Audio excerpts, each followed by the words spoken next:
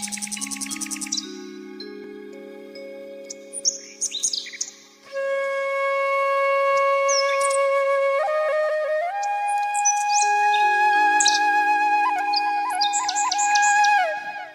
श्री राम मित्रों, हमारे संत महात्माओं ने उपदेश दिया है कि बिना विचारे जो करे सो पाछे पछताए, काम बिगाड़े आपनो जग में होत हंसाए।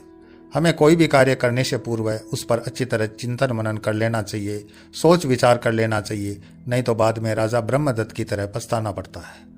बड़ी ही शिक्षाप्रद और रोचक कहानी है अमृत फल। तो बढ़ते हैं मित्रों कहानी की ओर। प्राचीन समय की बात है, हिमालय के तराई क्षेत्र में एक छोटा सा राज्य था। वहाँ के राजा थे ब्रह्मदत्त। उनके पास एक पालतू तोता था। उन्होंने अपने तोते का नाम बड़े प्रेम से केशव रखा। तोते की विशेषता यह थी कि वह मनुष्य की भाषा बोलता भी था और समझता भी था। साथ साथ में वह मनुष्य के मन के भावों को भी समझ लेता था। तोता हर समय राजा के साथ रहता, कभी उनके कंधे पर बैठता, कभी उनकी गोद में बैठता। चाहे राज दरबार हो, चाहे रनिवास हो या भोजनालय, केशव हर समय राजा के साथ रहता। राजा अपने तोते से बहुत प्रेम करते थे। वह उसके ऊपर हाथ फेरते रहते और उससे बड़ा प्रेम करते थे। एक दिन उन्होंने देखा कि उनका तोता आज उदास है, कुछ उकड़ा उकड़ा है, तो उन्होंने उदासी का कारण पूछा। तोते ने सकुचाते हुए कहा कि महाराज, मुझे अपने परिवार से दूर हुए काफ़ी लंबा समय बीत गया है। आज मुझे उनकी बड़ी याद आ रही है। मैं कुछ समय उनके साथ बिताना चाहता हूँ। तो राजा ने कहा कि केशव, तुम्हारे बिना मेरा काम नहीं चलता, तुम्हारी बड़ी याद आएगी। फिर भी तुम्हारी खुशी के लिए मैं 30 दिन की अवधि देता हूँ। 30वें दिन वापस लौट कर आ जाना, तुम अपने परिवार वालों से मिलकर आ जाओ। तो तोता सहर्ष तैयार हो गया जाने के लिए। जाते समय राजा जी ने कहा कि केशव, मेरे लिए क्या उपहार लेकर आओगे?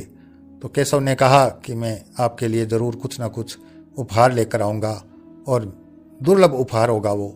ऐसा कहकर वो उड़ चला हिमालय के घने जंगलों में जहाँ उसका परिवार रहता था। अपने परिवार के पास पहुंचकर वह बड़ा खुश हुआ और अपने यार दोस्तों के बीच में, परिवारजनों के बीच में उस तोते का समय खेलते कूदते और बड़ा सुखमय तरीके से बीत गया। 29 दिन की अवधि पूरी हो गई। जब 30वां दिन आया तो तोते को अचानक याद आया कि मुझे आज वापस लौटना है। महाराज मेरी प्रतीक्षा में होंगे। जाते समय मुझे कुछ उपहार भी लेकर जाना है। क्या लेकर जाऊं?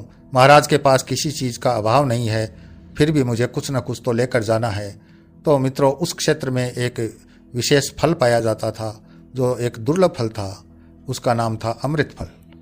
इस फल को खाने वाला लंबी आयु प्राप्त करता और बुढ़ापा और बीमारी से दूर रहता। लेकिन इस फल की एक विशेषता और थी कि इसको वृक्ष से पकने के बाद हवा में ही झेलना पड़ता था। यदि जमीन पर गिर जाता तो इसके गुण नष्ट हो जाते। तो ऐसे एक वृक्ष से उस तोते ने एक पका हुआ फल टूटने का इंतजार किया और जैसे ही वह फल टूटकर नीचे गिरने वाला था, तोते ने उसको हवा में ही अपनी चोंच में उठा लिया, अपने परिवार वालों से विदा ली और उड़ता उड़ता चला अपने राजा जी के पास।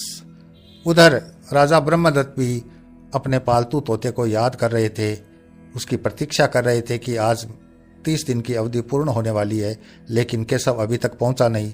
वो चिंतित हुए, लेकिन तभी उन्होंने देखा कि उनका तोता उड़ता हुआ आ रहा है।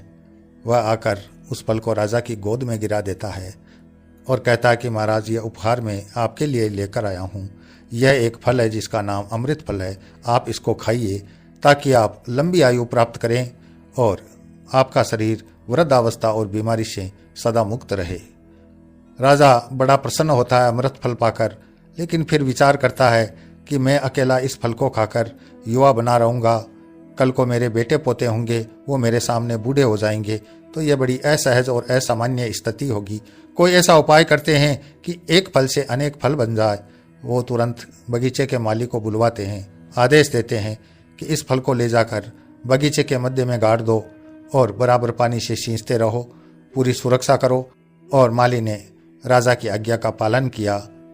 थोड़े दिनों में अंकुर फूटा और धीरे धीरे एक पौधा बन गया अमृत फल का।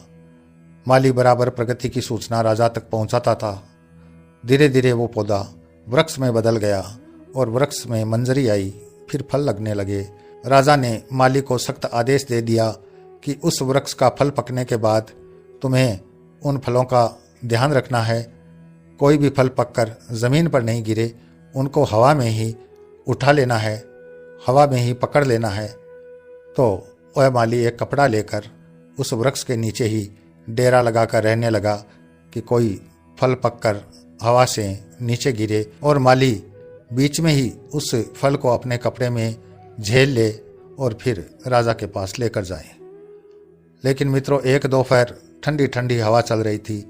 थके हारे माली को नींद आ गई और वह गहरी निद्रा में चला गया। उसी समय तेज हवा का झोंका आया, वृक्ष से एक पका फल टूटा और नीचे धरती पर गिर गया। उसी समय उस बगीचे में एक सांप घूम रहा था। सांप ने देखा कि एक पका हुआ फल पड़ा है। सांप उस फल का जो अमृतमय रस था उसको चूस लेता है और उसमें विष डालकर वापस अपने बिल में चला जाता है। कुछ समय बाद माली की आंख खुलती है। वह इधर उधर ताकता है तो देखता है कि एक वृक्ष से टूटा हुआ फल जमीन पर पड़ा है। वह कुछ घबराता है, लेकिन फिर संभल कर उस फल को उठा लेता है और ले जाकर राजा को भेंट करता है कि महाराज, यह हमारे वृक्ष का पहला फल है और ये मैं आपको भेंट करने के लिए लाया हूँ। राजा ने फिर पूछा माली से कि क्या यह फल हवा में ही तुमने पकड़ लिया था? माली अपना बचाव करते हुए कहता है कि हाँ महाराज। अब राजा सोचते हैं कि यह पहला ही फल है, फल और लगेंगे। मेरे रनिवास में जो पंडित जी भगवान की कथा सुनाने के लिए रोज आते हैं, क्यों न यह पहला फल मैं उन्हीं को भेंट कर दूं, तो वो भी लंबे समय तक युवा बने रहेंगे और रनिवास में कथा वाचन का कार्य है, जो सेवा कार्य है, वो देते रहेंगे। यह सोचकर उन्होंने पंडित जी को वो फल खाने को दिया।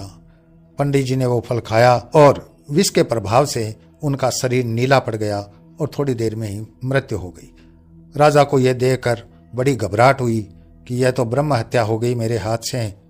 और उस फल को लाने वाला तोता केशव, यह कोई फल अमृत फल नहीं है, यह तो कोई विष फल है, यह मुझे मारना चाहता था।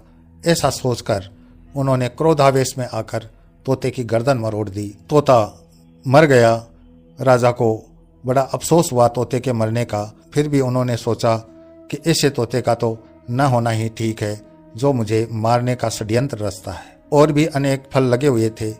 माली फिर दूसरे फल को, फिर तीसरे फल को हवा में ही झेल लेता है और लाकर राजा जी को देता है। राजा फिर विचार करते हैं कि इस फल का दोबारा इस्तेमाल किया जाए। वह अपने पालतू कुत्ते और बिल्ली को खिलाते हैं, वो दोनों स्वस्थ रहते हैं। फिर माली को खिलाते हैं, फिर अपने दरबार के लोगों को, परिवारजनों को भी खिला देते हैं। और इस तरह से उस वृक्ष पर जो भी फल लगे सभी अपने घरेलू लोगों को राजा खिला देता है और वो सभी सुखी और स्वस्थ रहते हैं। अब राजा को अपने किए पर बड़ा पश्चाताप होता है। वो सोचते हैं कि मेरा तोता कितना अच्छा था कि मेरे लिए ऐसी दुर्लभ वस्तु लेकर आया और मैंने बदले में उसकी गर्दन मरोड़कर उसकी जीवन लीला ही खत्म कर दी। वह वास्तव में अमृत फल ही लाया था। फिर वो माली को बुलाकर उससे पूछते हैं, क्या तुमने उस फल को हवा में ही झेल लिया था? अब माली टूट जाता है। वह रोने गिड़गिड़ाने लगता है कि महाराज, फल नीचे गिर गया था, लेकिन मैं आपके भय से कह नहीं पाया। आप मुझे अब जो भी सजा दें मुझे मंजूर है। राजा ने उसको अभयदान दे दिया, लेकिन वह फिर भी अपने तोते को याद करता और आंसू बहाता रहता था। तो मित्रों, इस तरह से जल्दबाजी में, क्रोधावेश में किया गया कार्य पश्चाताप और हाथ मलने के सिवाय हमें कुछ नहीं देता। इसी के साथ मैं अपनी वाणी को विराम देता हूँ।